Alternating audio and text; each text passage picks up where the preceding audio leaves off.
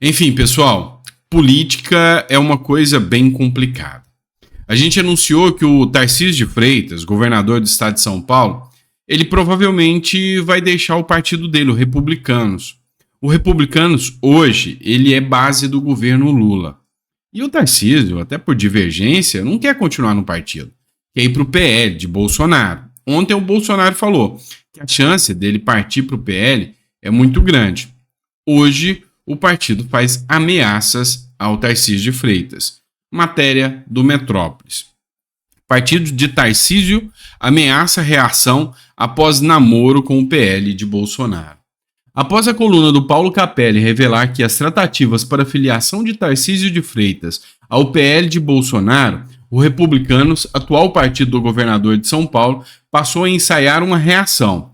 Na cúpula do Republicanos, um aspecto foi lembrado. Em 2022, a legenda destinou cerca de 14 milhões para a campanha de Tarcísio ao Palácio dos Bandeirantes. A saída, sem um argumento contundente, portanto, não seria bem digerida. Segundo dirigentes da sigla, a expectativa é que os 8 deputados do Republicano na Assembleia Legislativa passem a adotar uma postura de independência, em vez de apoio irrestrito a Tarcísio. Uma aliança eleitoral em 2026 também ficaria mais distante. Ao pleitear a permanência do governador no Republicanos, integrantes do partido sustentam que no PL, Tarcísio iria para o olho do furacão, que envolve Bolsonaro e as investigações que correm no âmbito do STF e que, na nova sigla, Tarcísio teria mais dificuldade de expandir seu eleitorado. Vamos lá, pessoal. Olha, as críticas do partido são justas. Gastaram 14 milhões com o Tarcísio, mas assim, revelam, escancaram para a gente uma realidade. Nunca é pelos ideais, pelo povo e pelo projeto. É pelo poder. A ameaça de que, não, se você sair do partido, nós do partido não votaremos mais com você, independente se esse projeto vai ser bom ou não para o povo, mostra que é um projeto de poder e nunca um projeto de povo. De certa forma, o Republicanos tem razão. Nesse ponto eu tenho que concordar. Se Tarcísio realmente vai para o PL, e hoje eu falo com toda clareza, que o PL não é um partido que representa a direita. Tarcísio está indo para o olho do furacão. Isso eu não discordo do ponto de vista do Republicanos. Mas permanecer num partido também que é base do Lula não dá. Então a situação fica complicada para o Tarcísio. E não só para o Tarcísio. A Damares Alves, ex-ministra, também é do Republicanos. Só que ela já sinalizou também ir para o PL. Acontece que ela é cotada para ser governadora do Distrito Federal em 2026. Com grandes chances, com grande possibilidade dela ganhar a eleição lá no governo do Distrito Federal. Enfim, o que a gente percebe hoje é que os partidos políticos, eles são verdadeiros, como que eu posso te dizer assim, grupos, para não utilizar uma palavra mais pesada, que controlam todo o sistema eleitoral hoje e o interesse deles é o poder e não, nunca, a vontade ou o desejo ou a necessidade do povo. Infelizmente, é o que o Brasil se tornou. Vamos lá. Marco Aurélio de Mello foi entrevistado da revista Oeste e ele disse o seguinte: anistiar os presos de 8 de janeiro é sadio e civilizado. Muito me chama a atenção o Lula, que veio com um discurso de pacificação do país. Não, nós vamos pacificar o país. E, na verdade, trouxe um discurso de ódio contra os bolsonaristas e contra os aliados do ex-presidente Bolsonaro. As prisões que aconteceram no 8 de janeiro são absurdas. São absurdas. As condenações são, teratológicas. Ou seja, é monstruoso o que está acontecendo. Não é normal. E a anistia, o próprio Marco Aurélio de Mello diz, é sadio e civilizado. E eu concordo em número, gênero e grau. E vão dizer que o ex-ministro do STF não tem conhecimento de Constituição? Abre aspas.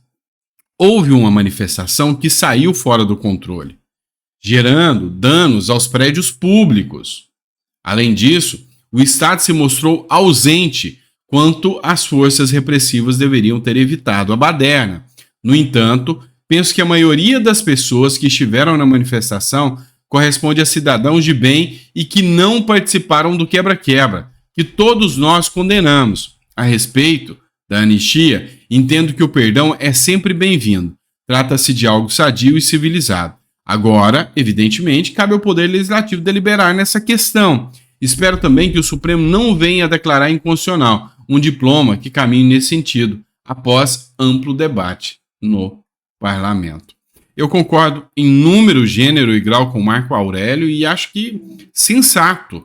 Acho que é sensato. E vou além. Se o STF hoje fica na boa, na dele, e entende que a anistia é algo plausível, essa imagem queimada do STF começa a apaziguar. Se o Congresso aprova e o STF simplesmente fala, não, tudo bem, está anistiado, e para de colocar essas condenações absurdas, porque uma coisa hoje é nítido, há uma perseguição aos opositores do governo. Isso é indiscutível. Isso é indiscutível. Não dá para discutir mais. Porque você vê aí mães de família, pessoas que nunca tiveram qualquer ligação com crime organizado, nenhuma ligação com crimes violentos, nada disso. Foi lá, manifestação que saiu do controle. A gente já viu isso na esquerda N vezes. N vezes. Tem uma manifestação que está lá na Globo, é só vocês olharem. Não me recordo se em 2007, eu não me lembro a data, que o pessoal, bancado pelos sindicatos, foi lá, depredou prédios e falavam fora Temer, eles queriam a derrubada do presidente. Essa turma ninguém foi condenado. Então, assim, mostra que há uma parcialidade muito grande. E isso é perigoso. Vamos lá, outra matéria que eu trago para vocês. Matéria do Gazeta do Povo. O novo Código Civil é bomba ideológica prestes a tramitar sem alarde no Senado. Isso aqui é grave demais, pessoal. O presidente do Senado, Rodrigo Pacheco, quer a tramitação rápida de uma proposta que praticamente cria um novo Código Civil para o país, alterando o atual em sua essência e em grande parte de toda a sua estrutura. Se aprovado tal como está agora, o documento promoveria uma revolução legal no Brasil, entendendo as demandas do abortismo, do identitarismo woke e dos defensores da ideologia de gênero e alterando radicalmente os conceitos de família e de pessoa na legislação. Na semana passada, uma comissão de juristas formada pelo Senado criou um anteprojeto para mudar o Código Civil, que está aberto para receber emendas até sexta-feira. Após esse prazo, o documento começa a tramitar na casa. Algumas das mudanças mais graves incluem a definição do bebê em gestação como potencialidade de vida humana pré-uterina ou uterina, que induz no Código Civil a noção de que o bebê, antes de nascer, não é vida humana. Logo, não é detentor dos direitos humanos, tá? Então pode haver o aborto até os 9 meses, analisando este conceito aqui. O reconhecimento de uma autonomia progressiva de crianças e adolescentes que devem ter considerado a sua vontade em todos os assuntos a eles relacionados, de acordo com sua idade e maturidade, o que abriria caminho, por exemplo, para facilitar cirurgias de redesignação sexual sem a necessidade de anuência dos pais, entre outras coisas. Isso aqui me assusta. Menores de 18 anos não têm capacidade para entender que não podem matar. Então, não são condenados como adultos. Mas, a partir da idade psicológica, podem entender se querem ser homens ou mulheres, sem observar o critério biológico. A previsão de que o pai perderá na justiça sua autoridade parental caso submeta o filho a qualquer tipo de violência psíquica. A lei não especifica as atitudes classificadas como violência psíquica. A introdução do conceito de sociedade convivencial, que poderia abrir caminho para abrigar a legislação brasileira, por exemplo, uniões poliafetivas. A comissão de juristas que elaborou o anteprojeto é presidida por Luiz Felipe Salomão, corregedor nacional de justiça e ministro do Superior Tribunal de Justiça. A relatoria do documento é de Rosa Maria de Andrade Neri e Flávio Artucci. Pois é, pessoal. Então, assim, a gente precisa analisar mais. Isso aqui são conceitos preliminares aqui que a Gazeta do Povo traz. Mas, pessoal, é implementar a agenda woke através da mudança do Código Civil. É mudar os conceitos básicos da família, e isso aqui precisa de uma discussão ampla em sociedade. Mas parece que vai ser implementado no Brasil. Vamos lá, outra matéria aqui. Isso aqui escancara a aplicação de políticas públicas no quesito segurança ou a inabilidade nessas aplicações. A Força Nacional, no Rio, já custou quase 10 milhões de reais. Prendeu 12 pessoas e apreendeu apenas 200 gramas de droga. Com o valor total da operação, cada prisão custou 833 mil e cada grama apreendida de substância ilícita custou 64 mil aos cofres públicos. Parece piada, né? Em atuação, desde 16 de outubro de 2023 no Rio de Janeiro, a Força de Segurança já custou 9,7 milhões ao cofre público e apreendeu cerca de 156 gramas de substâncias, que seriam entorpecentes. Os dados foram obtidos no blog junto ao Ministério da Justiça e Segurança Pública através da Lei de Acesso à Informação. Ou seja, gastaram rios de dinheiro, não fizeram nada. E a matéria é do G1, tá? Então, para ninguém falar, olha a fake news ali, a matéria é do G1. Ou seja, o pessoal não tá preocupado com a segurança pública. É assustador, é insano esse tipo de informação. Vamos lá, outra questão aqui. Conexão política. Olha o discurso do Lula. Não vou nem colocar o áudio para poupar seus ouvidos. O brasileiro tem cultura de reclamar de imposto, diz Lula. Por que pago tanto imposto? Deixa eu te perguntar. Por que pago tanto imposto? Porque é um roubo. É um roubo. O nosso dinheiro vai para esse tipo de coisa aqui, ó. Gastos sem sentido. São incompetentes. Os nossos gestores públicos são incompetentes. O dinheiro público vai para uma casta que moe todo o dinheiro e não retorna para a população. A insegurança é gritante, saúde e educação estão péssimos. O Brasil vai de mal a pior. E eu odeio pagar impostos. Eu odeio porque o dinheiro não retorna. Se eu sentisse o retorno desse dinheiro para a população, pagaria sem problema nenhum. Agora, aqui no Brasil, isso não existe. Aqui é um escárnio com a cara da população. E o Lula ainda vem tirar onda com a cara da população. Mas a população merece pagar mais impostos mesmo. Merece, para quem escolheu Lula, merece, né? Em pronunciamento nessa segunda-feira, o presidente Luiz Inácio Lula da Silva afirmou que os brasileiros têm uma cultura de reclamar ao ser tributado no país, especialmente em relação às propriedades. Segundo o mandatário, muitos brasileiros consideram elevadas as taxas aplicadas sobre suas propriedades, ainda mais quando se trata de residências modestas. Abre aspas. No Brasil, a gente tem uma cultura que não é culpa de ninguém, é uma coisa histórica. Toda vez que a gente vai pagar imposto de uma propriedade nossa, a gente acha que o imposto é muito e fala, eu tenho uma casinha, por que eu pago tanto imposto? Eu tenho um apartamentozinho, por que eu pago tanto imposto? Lula então falou que há uma discrepância entre a percepção do valor dos imóveis na hora de pagar os impostos e quando se deseja vendê-los. É realidade. Pagar imposto no Brasil é um câncer, é um mal. Imposto no Brasil é roubo ao cidadão, porque não volta, porque vai para castas, porque vai ser desviado, porque vai para petrolão, mensalão e outras coisas nesse sentido, porque vai para empreiteiras. Então, imposto é horrível. E se você é do tipo que tem a cultura de não querer pagar impostos, parabéns, você está fugindo desse ciclo vicioso de ser roubado o tempo todo. Vamos lá, falar da Lava Jato agora.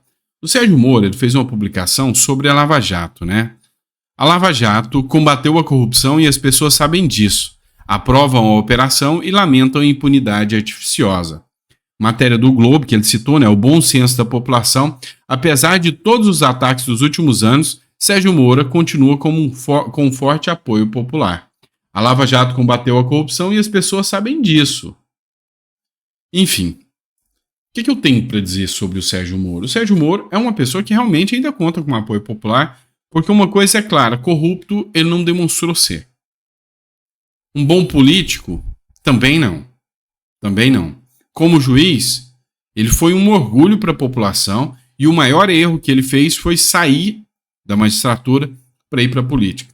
Se ele tivesse saído e ido para a iniciativa privada, se ele tivesse ido embora do país, mas o pior erro do Moro foi sair da magistratura e ir para a política, e o pior, não tomar um partido sério no que está fazendo.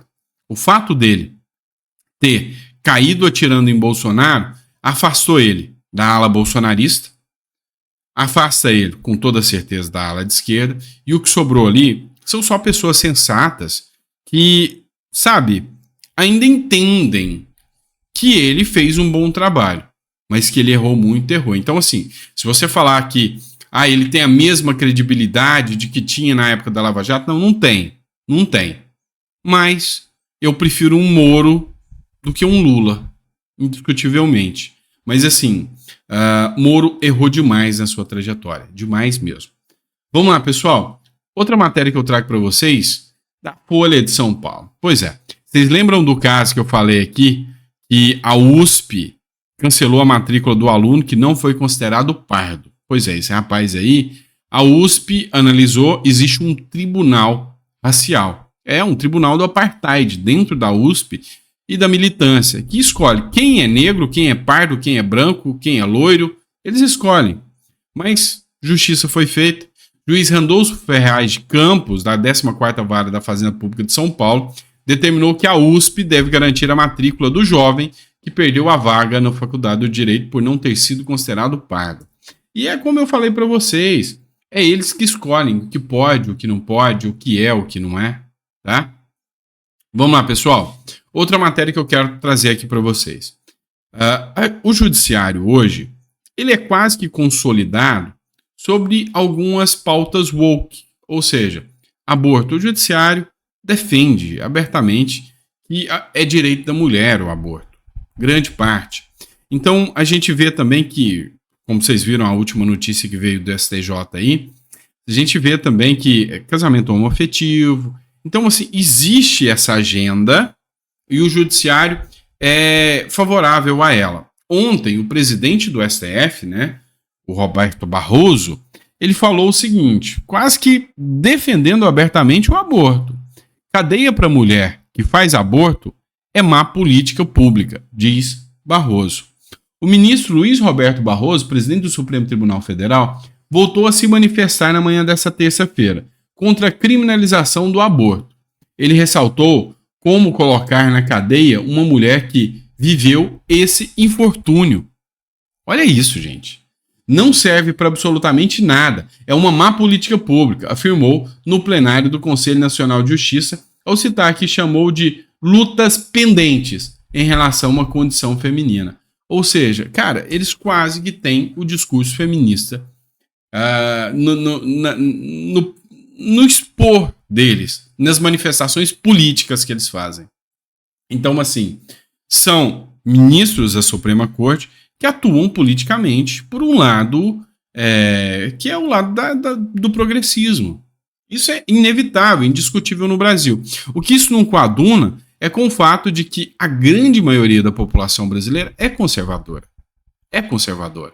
Então, entra num conflito aqui, num atrito direto entre o próprio judiciário, a própria Suprema Corte e o brasileiro como um todo. Tá certo? É isso, pessoal. Espero que vocês tenham gostado do nosso editorial. A gente volta com mais conteúdo para vocês. Um grande abraço, que Deus te dê uma mesa farta, repleta de bênçãos, e que Deus proteja a nossa nação, né? Que traga um pouco de paz e de luz aqui para a nossa nação. Abraço, pessoal.